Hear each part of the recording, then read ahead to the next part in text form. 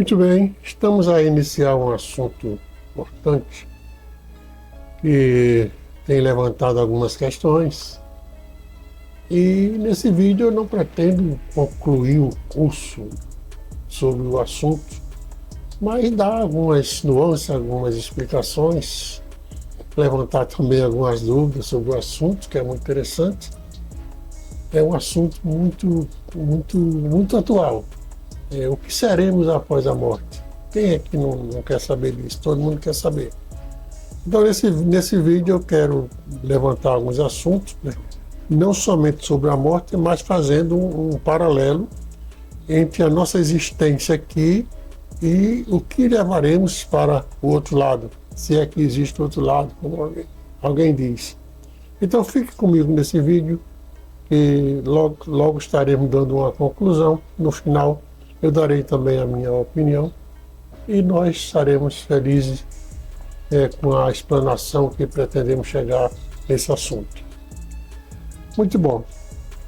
Esse assunto, prezados, o que seremos após a morte, é uma pergunta que todo mundo faz.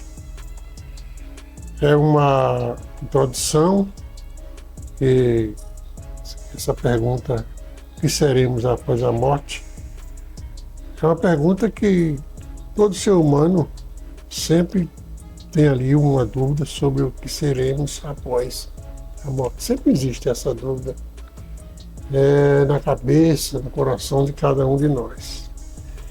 Existem muitas explicações, existem muitas teorias a respeito, discursos sobre o assunto, mas sempre sobra uma dúvida sobre o assunto. Sobra porque exatamente esse assunto do que seremos após a morte é um assunto que transcende, né, nosso conhecimento, e isso nos leva a pensar em algo que nós não conseguimos atingir para obter uma resposta que satisfaça a nossa curiosidade, né?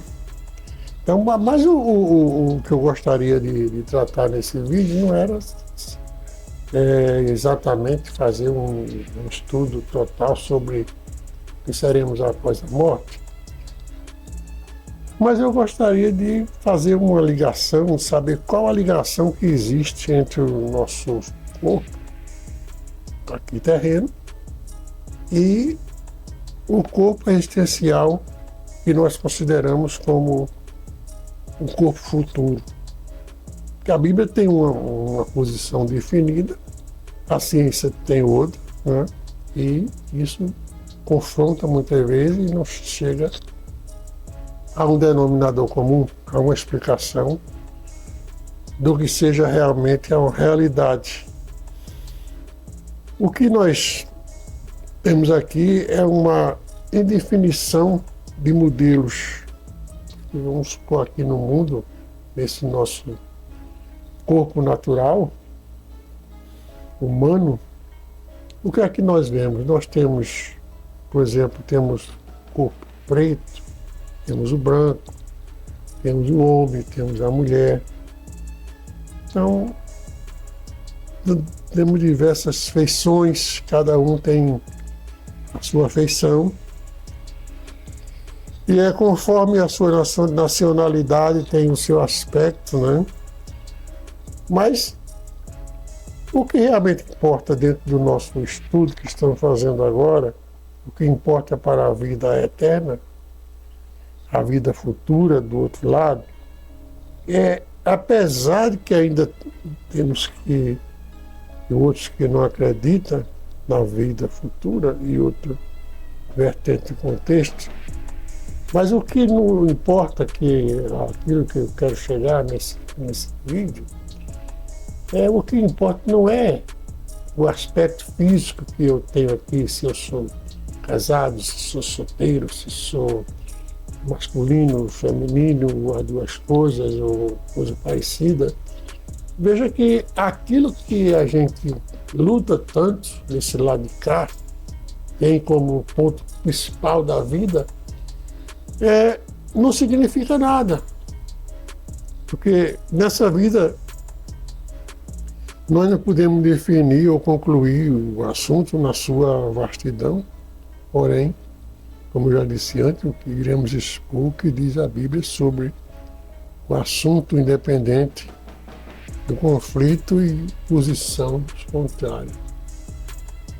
Talvez eu não tenha sido muito claro na minha explicação até aqui, mas raciocine comigo que parece que na nossa existencial humana que a gente está acumulando tanto a raça humana como os objetos que nós estamos conseguindo aqui, como se isso fosse um bem que vai transpor os umbrais celestes.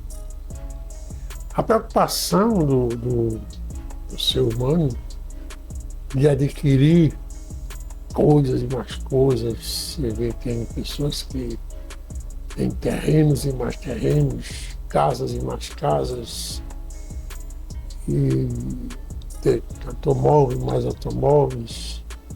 Outros não se contêm com o sexo que vieram e querem mudar para outro, porque dizem que tem uma alma diferente dentro dele, e mudam e depois mudam de novo e fica nessa.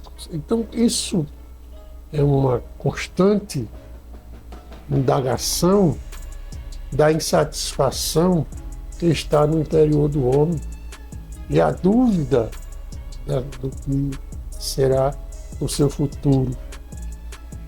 Como ele não tem uma realidade definida daquilo que será o amanhã, como ele não tem uma certeza do que é que vai transpor com ele os umbrais celestes, ele acha que tem que acumular tudo aquilo que lhe chegar às mãos nesse universo humano. E é isso que nós estamos tentando dizer nesse pequeno vídeo, que nem tudo que está em nossas mãos aqui passa para o outro lado. Nós temos, por exemplo, algumas religiões, que falarei logo mais, que abordam o assunto de uma maneira diferente. Diz que após morrer não existirá mais nada e que tudo acabou. É uma posição, não deixa de ser, porque existem outras que falam o contrário e também é uma posição. Mas, baseado na Bíblia, nós temos já em Eclesiastes 9:5, que diz: porque os vivos sabem que hão de morrer, mas os mortos não sabem nada, até sua memória fica esquecida debaixo do sol. Então veja que quando ele diz assim, que se você analisar esse assunto e se refere ao lado humano ou espiritual, as pessoas que defendem que isso aqui está se dizendo que após a morte tudo será esquecido, a gente precisa ler mais um versículo. Esse que eu li foi o 5, porque o 6 diz assim: até seu amor, seu ódio, sua inveja já não tem parte em coisa alguma do que se faz debaixo do sol. Então veja, quando a Bíblia lá em Eclesiastes ela coloca que toda memória será esquecida, até as memórias serão esquecidas, parece que ele está concordando com essa teoria de que tudo acabou após a morte. Mas no versículo 6 diz assim, que tudo será esquecido daquilo que se fez debaixo do sol. Então ele limitou um tempo, um momento, um espaço para esse esquecimento. Ele colocou debaixo do sol. Então debaixo do sol significa que tudo aquilo que está sendo feito debaixo do sol, dentro da sua existência humana. Se não está claro, então, que você, ao transpor para o outro lado, a sua memória seja esquecida ou que você não exista mais, porque ele limitou o assunto como sendo debaixo do sol.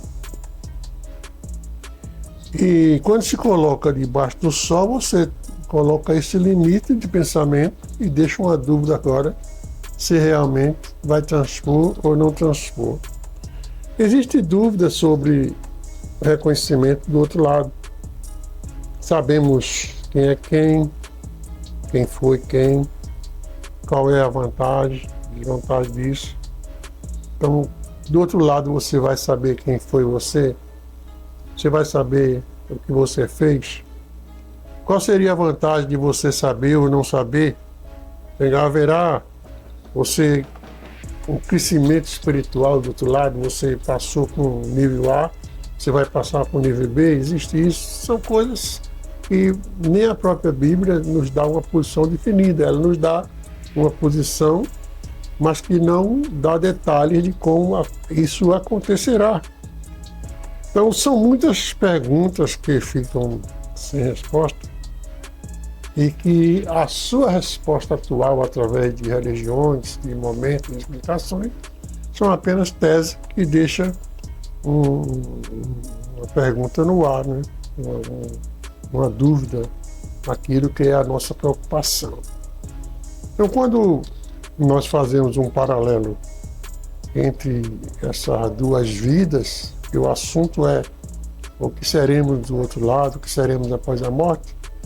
Então, quando nós fazemos um paralelo entre esses dois momentos, antes e depois da morte, nós temos que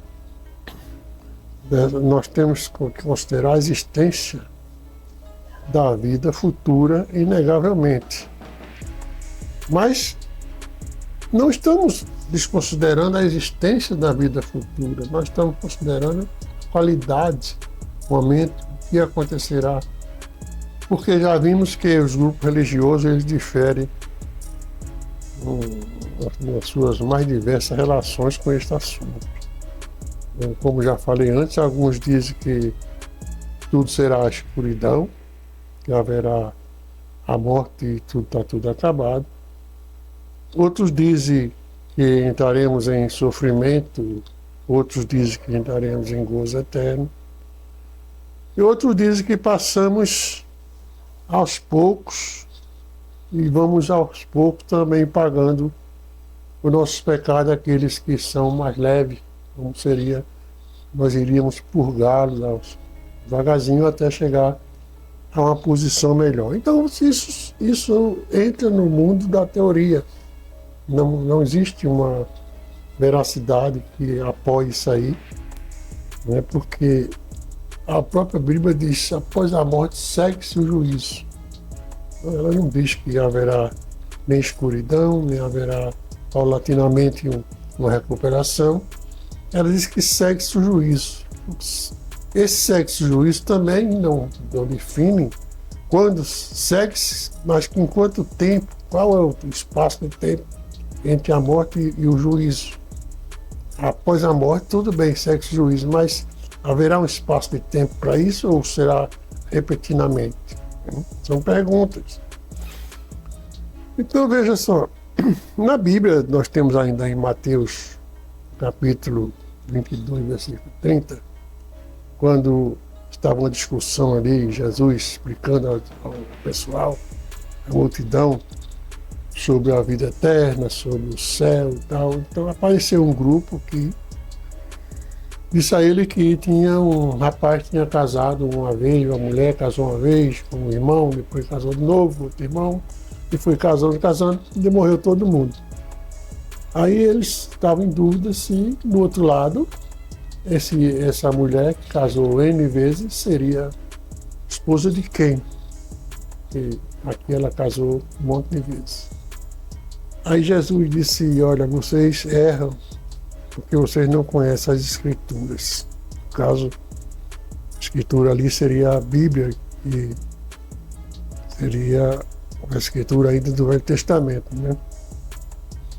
Ele disse: vocês estão errados porque vocês não estão conhecendo as Escrituras, porque na ressurreição, após a morte, nem se casa, nem se dá em casamento. As pessoas serão como os anjos. e não se casa nem se dão em casamento.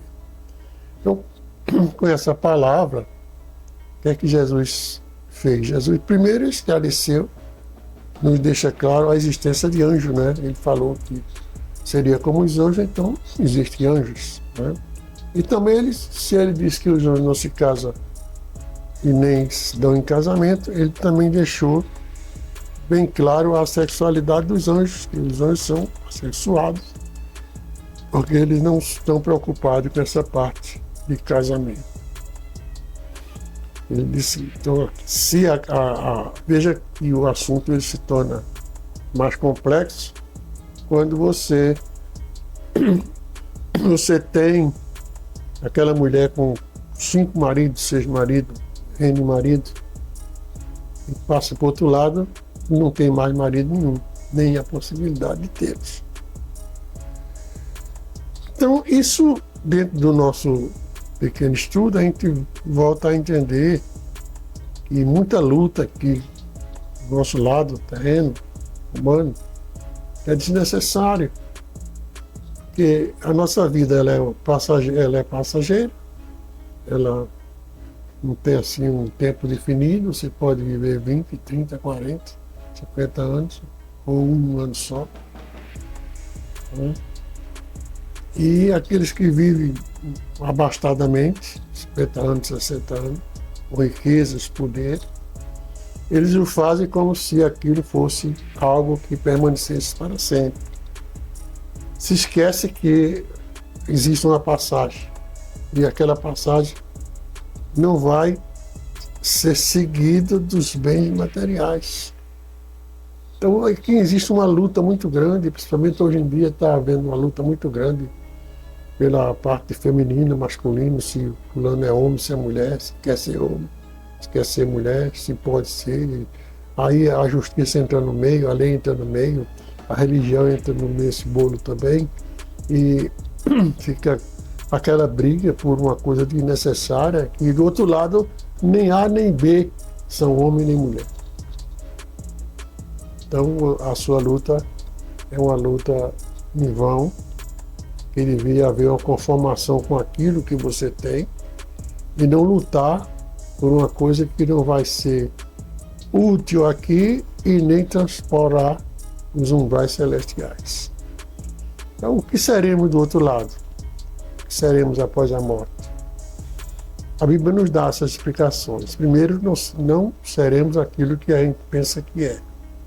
Não seremos como estamos aqui, cheios de riqueza ou pobreza. Seremos iguais no sentido de ser um ser subnatural. Não levaremos as nossas esposas, não levaremos os nossos maridos, né? Não teremos esse desejo sexual, serão como os anjos. Então, muita coisa que você está guardando aqui pode jogar fora porque não tem valor nenhum, né? Então,